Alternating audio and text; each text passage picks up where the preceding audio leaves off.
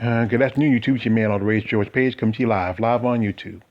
Well, this weekend is another UFC event coming up. UFC Fight Night. I think it's going to be part of.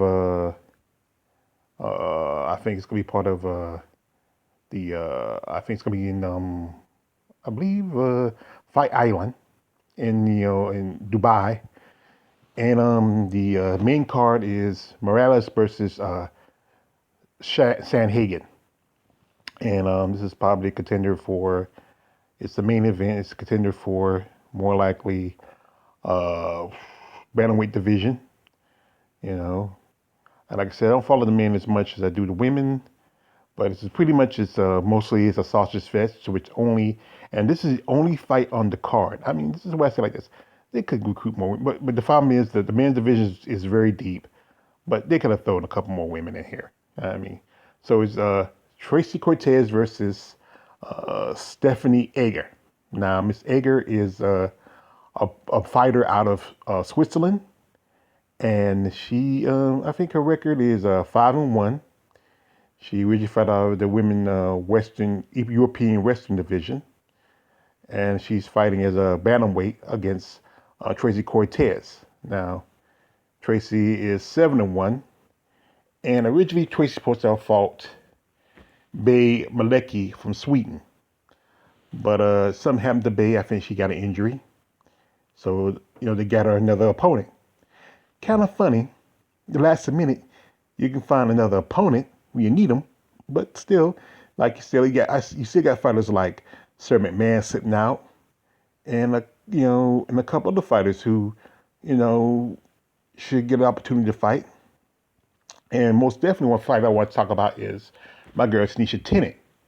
Now, Tanisha fought just about a little month ago, and she's been ready and training. I follow her on IG. She's training and getting ready. But, she should have took up the place for, uh, Bay Malecki. Why get another fighter from another country? Why not get a fighter in your own backyard? You know the way UFCs are. Tanisha's just not getting no respect. But anyway, this is going to be the first fight for Egger on with the UFC. You know, we don't know how much her future is gonna be with the UFC. I think they found somebody to come in and fight. Like I said, Tracy Cortez has been around for a good while. Her last fight was last year against Vanessa Melo, and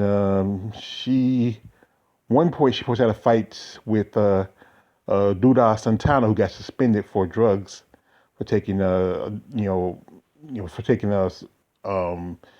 performance enhancers, which is I think is still controversial. She beat Karina. She faced also some notable, not too many notables. To tell you the truth, not a lot of notables in Tracy's record. Not a lot of names. I mean, mostly she's only been in the UFC for maybe a year or so. And she only has maybe, she started on the Contender Series, and then she was on ESPN Plus 22. And truthfully, she hasn't had too many fights. And this is going to be her second fight, technically, with the UFC. You don't really count the Contender as much. And with the whole thing, I think when COVID happened, probably, she's supposed to fought Bay Malecki, and then, that was canceled. Duda was canceled, and that was like before COVID. That was in December. No, correction, November. And, Bay Herb was to fight this weekend, but, that was canceled because Bay got injured. But like I said, it's just, it's kind of funny how, you can skip Tanisha Tennant, who fought a good fight, who's a natural bantamweight, and would be a great opportunity uh for her to climb up. And if not, right now Tanisha should be fighting for the 135 title, but it's always some garbage. But anyway, good luck to Tracy on her fight.